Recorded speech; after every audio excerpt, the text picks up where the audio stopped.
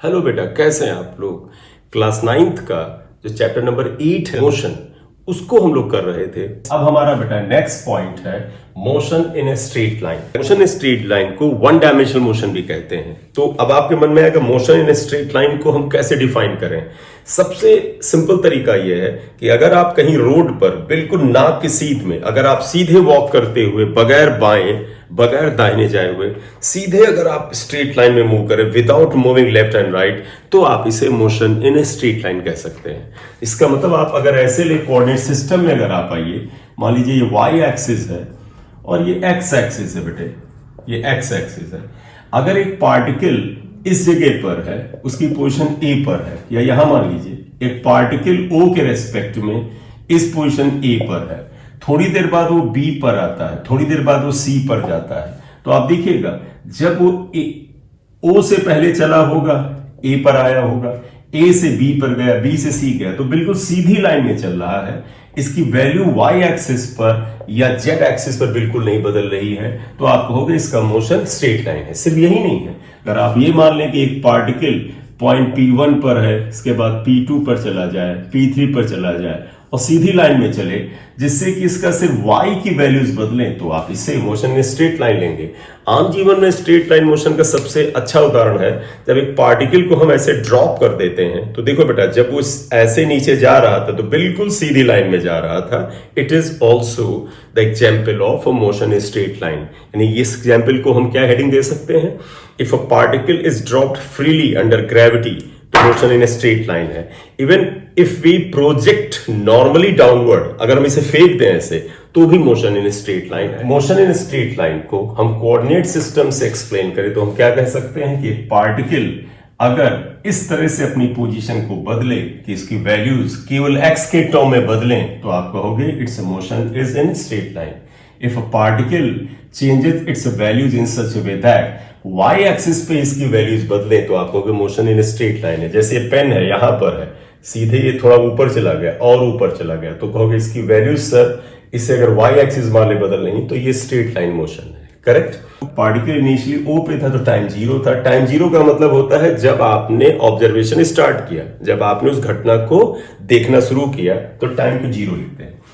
यहां पर आया, अगर टाइम मान लें 5 सेकंड है, यहां पे टाइम मान लेते हैं 15 सेकंड है, यहां पे टाइम मान लेते हैं 20 सेकंड।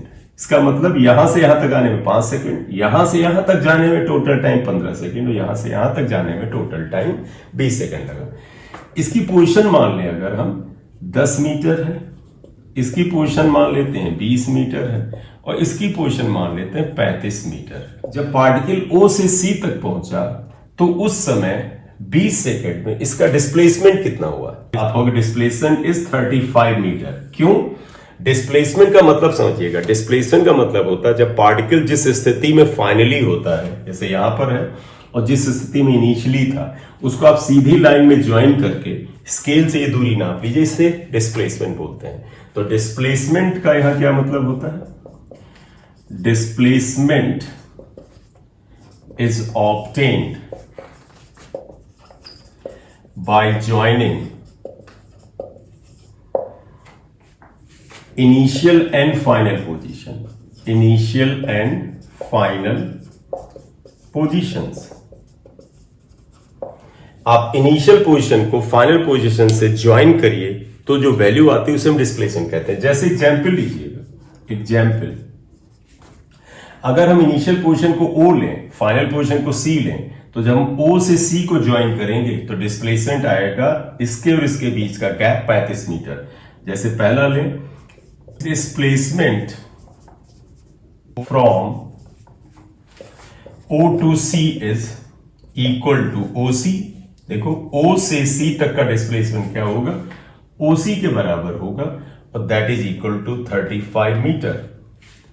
लेकिन अगर आपसे कोई कहे कि आप O से B तक का डिस्प्लेसमेंट बताइए, O से B तक जाने में टाइम 15 सेकंड लगा था। Displacement from O to B is equal to, कैसे आप पता करेंगे बेटा, इनिशियल पोजीशन O से फाइनल पोजीशन B के बीच की दूरी निकालिए and that will be equal to 20 metre. या अब इस जगह पर ही अगर हम आपसे कहें जब पार्टिकल O से C गया तो उसने कितनी डिस्टेंस कवर की। डिस्टेंस कवर्ड का मतलब होता है एक्चुअल पाथ कवर्ड। जैसे आप अगर एक्टिवा से अपनी मोटरसाइकिल से यहां तक गए थे तो आपकी मोटरसाइकिल की जो रीडिंग है वो 35 मीटर बढ़ जाएगी। इसका मतलब जो आप असली दूरी तय करते हैं दैट इज कॉल्ड डिस्टेंस। तो डिस्टेंस अगला वर्ड में ले लूं, आप ये नोट कर लो, फिर मैं डिस्टेंस बताऊं क्या होता है। बताइएगा डिस्टेंस क्या हुआ।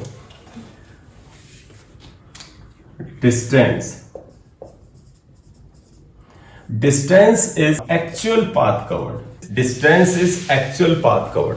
जैसे मैं इसी एग्जाम्पल में थोड़ा सा आगे जाके बात करूं, एक आदमी O से A गया 5 सेकंड में, B तक गया 15 सेकंड लगे और C तक गया 20 सेकंड लगे। लेकिन मान लीजिए वो लौट के यूं आता है और फिर वो लौट के ये D पे आ जाता है, D पर, D इस पोजीशन में है और C से D तक आने में उसको 20 सेकंड के बाद मान ली यहां से यहां तक आने में उसको 10 सेकंड और लग गए। मतलब उसने पहले यहां से यहां तक दूरी तय किया, 20 सेकंड लगे और फिर वो लौट के यहां तक गया तो उसको 10 सेकंड और लगे। अब आदमी D पर है, D जब C से B तक गया उसे 10 सेकंड लगे और यहां से यहां तक जाने में उसने जो दूरी तय की वो मान लेते हैं 20 मीटर तय की, यानी ये डिस्टेंस कितने के बराबर है, 20 मीटर के बराबर है। अब आप बताइए,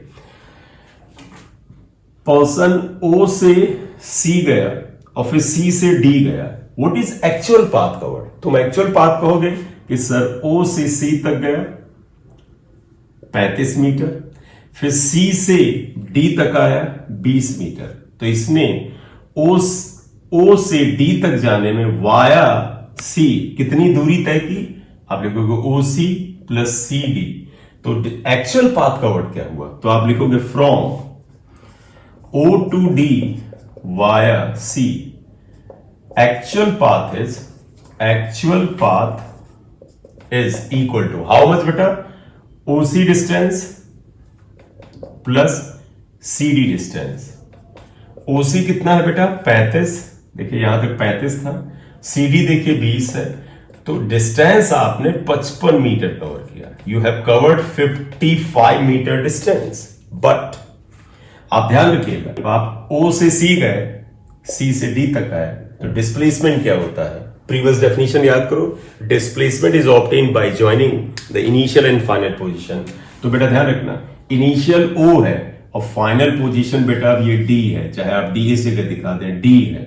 तो बताइएगा O से D को ज्वाइन करें तो इनके बीच की डिस्टेंस आएगी, और अगर आप चेक कर लें 35 में 20 हटा दें तो ये डिस्टेंस कितने के बराबर आएगा बेटा, लिखो, बट डिस्प्लेसमेंट कहां से कहां तक, from O to C to D, that will be equal to आएगा OD।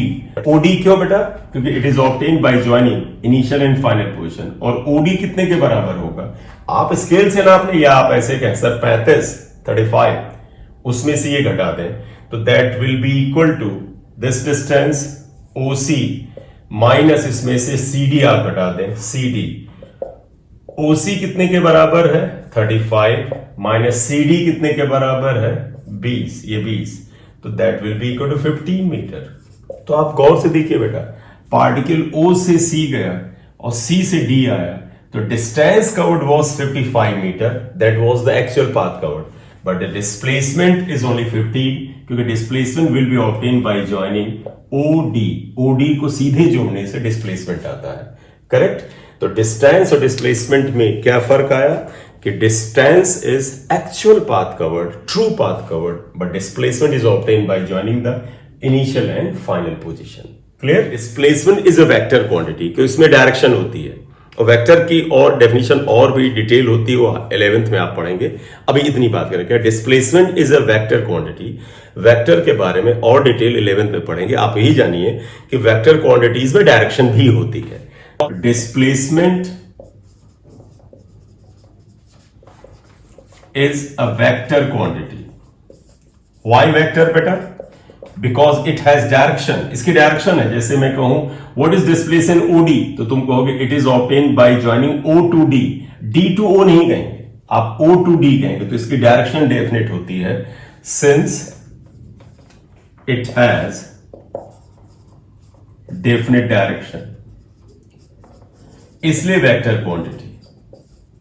हालांकि वेक्टर होने के लिए कुछ और नियम है, वेक्टर एडिशन के लॉस को फॉलो करना पड़ता है, वो हम 11th में पढ़ेंगे, वो यहां पर नहीं। ठीक है, डिस्टेंस क्या है बेटा? स्केलर है। Distance is a scalar quantity, ये एक स्केलर क्वांटिटी है। इसमें सिर्फ मैग्नीट्यूड होता है। मैग्नीट्यूड का मतलब बेटा जो न्यूमेरिकल वैल्यू होते हैं इसे मैग्नीट्यूड कहते हैं। जैसे यहां से यहां तक जाता है 35 metre, that is magnitude. Numerical value होती है उसे मैग्नीट्यूड बोला जाता है। जब किसी वेक्टर क्वांटिटी की न्यूमेरिकल वैल्यू को विदाउट डायरेक्शन हम बोलते हैं तो उसे हम मैग्नीट्यूड कहते हैं।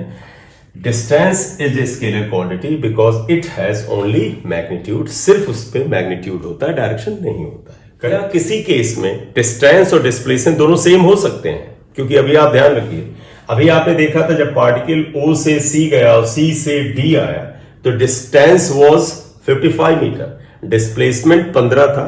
तो तुम्हें लगेगा डिस्टेंस और डिस्प्लेसमेंट सेम तो हो नहीं सकते, एक ही केस में हो सकते हैं। क्या?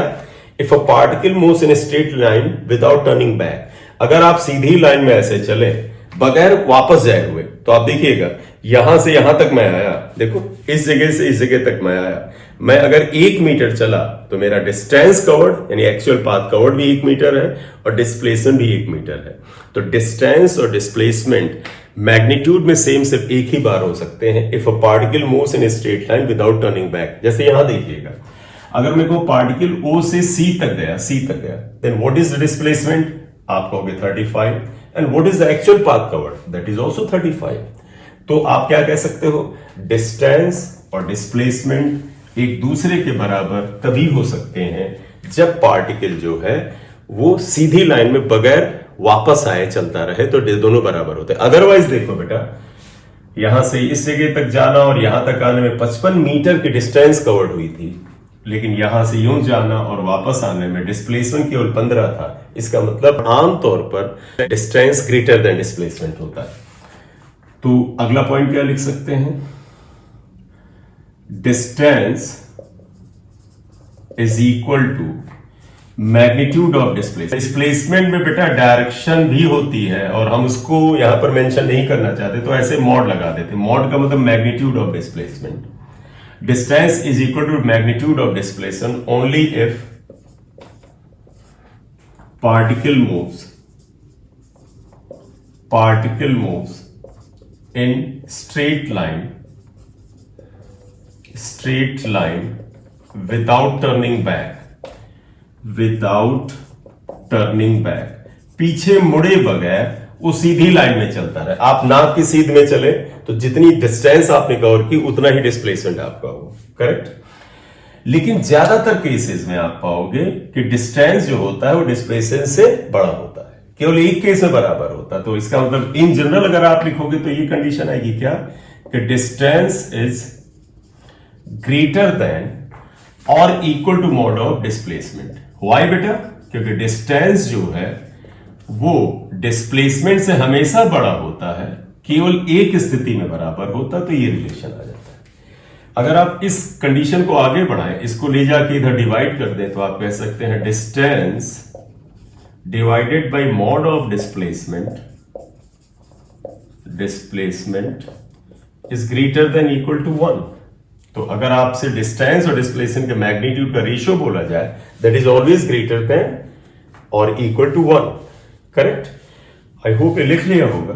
तो डिस्टेंस स्केलर है, डिस्प्लेसमेंट वेक्टर है। डिस्टेंस बड़ा हो सकता है डिस्प्लेसमेंट के मैग्नीट्यूड से या बराबर हो सकता है। दोनों की वैल्यू बराबर केवल एक स्थिति में हो सकती है, जब पार्टिकल सीधी लाइन में बगैर मुड़े हुए चले तो दोनों बराबर होते हैं। डिस्टेंस कभी जीरो नहीं हो सकता अगर पार्टिकल चला है। जैसे पार्टिकल अगर यहां से चला बेटा, बताओ वो O से अगर A तक 10 मीटर आया तो अब इसका डिस्टेंस 10 ही रहेगा। अगर पार्टिकल C पर गया और यहां तक पहुंचा तो इसका डिस्टेंस 35 होगा, और मान लिया पार्टिकल चलता चलता वापस O पर आ जाए तो डिस्टेंस क्या होगा? 35 मीटर गया और 35 मीटर आ गया। तो डिस्टेंस कभी भी जीरो नहीं हो सकता अगर पार्टिकल ने चलना शुरू कर दिया। अभी चलता ही नहीं, यहीं पे रुका रहता, तब तो जीरो था। तो अगली क्या बात आएगी? If particle has moved particle has moved, अगर पार्टिकल ने जरा सा भी चला था, then distance is never zero, distance is never zero, तो जीरो नहीं होगा। क्यों?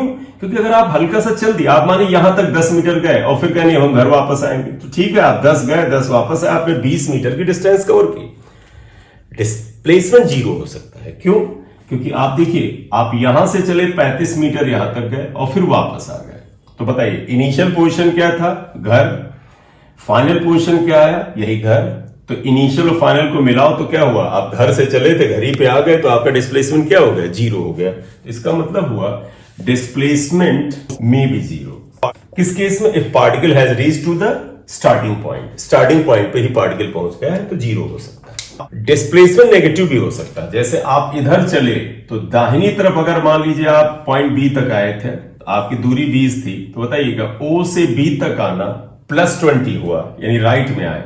अब मानिए बेटा आप यहां तक गए, वापस आए और फिर आप पीछे चले गए और मान लीजिए यहां पर -10 मीटर पीछे आ गए, तो आप बताइए ओ से अगर आप यहां तक चले थे 35 तक, तो डिस्प्लेसमेंट आपका क्या था? +35। वापस आ गए घर, तो डिस्प्लेसमेंट क्या होगा? जीरो। फिर आप उल्टी दिशा में 10 मीटर चले गए, 10 मीटर, तो आपका डिस्प्लेसमेंट हो गया -10। तो डिस्प्लेसमेंट में बी नेगेटिव, डिस्प्लेसमेंट में बी नेगेटिव, डिस्टेंस नेगेटिव नहीं हो सकती, क्योंकि आप रत्ती भर भी चले, आप मान लीजिए यहां तक आ गए थे 35, डिस्टेंस इज 35, वापस घर आ गए, घर पहुंच गए, लेकिन डिस्टेंस इज 35 + 35 70। आप पीछे गए तो ये -10 होगा, ये भी जुड़ेगा, +10, तो 35 इधर गए, 35 वापस आए 70 और फिर 10 इधर गए 80, तो डिस्टेंस जीरो नहीं हो सकता अगर पार्टिकल जरा सा चला था, और डिस्टेंस कभी नेगेटिव नहीं हो सकता। तो नेक्स्ट पॉइंट आप लिख दीजिएगा, distance is never negative. Distance, अगला पॉइंट लिखिए, डिस्टेंस इज नेवर नेगेटिव। ये नेगेटिव तो हो ही नहीं सकता, राइट? तो डिस्टेंस कभी भी नेगेटिव नहीं हो सकता। ठीक बेटा, तो ये डिस्टेंस के बारे में बताया, डिस्प्लेसमेंट के बारे में बताया, दोनों में क्या फर्क है वो बताया, स्ट्रेट लाइन मोशन के बारे में बताया क्या होता है।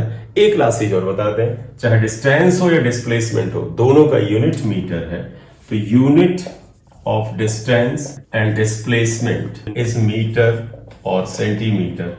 SI unit metre, CGS unit centimetre, correct? तो ये इस चैप्टर में हमने डिस्टेंस और डिस्प्लेसमेंट के बारे में बात किया। आप इसके कंसेप्ट को ध्यान में रख के क्वेश्चन का आंसर करिए। कंसेप्ट जितना याद रखोगे, फिजिक्स उतनी आसान होती जाएगी। Thank you for watching video. अगर आप चैनल पर नए हैं तो सब्सक्राइब करें। आपका कोई फ्रेंड, दोस्त वगैरह अगर 11th-12th में है, नीट और JEE मेंस की तैयारी कर रहा है, तो उसे सजेस्ट करिए जो दूसरा हमारा चैनल है उसको ज्वाइन करे, physics fun day with M Singh sir. उसको आप ऐसे रख सकते हैं @M सिंह फिजिक्स। अगर आप YouTube पर ये डालेंगे तो वहां पर आपको चैनल मिल जाएगा। Thank you very much for watching the video.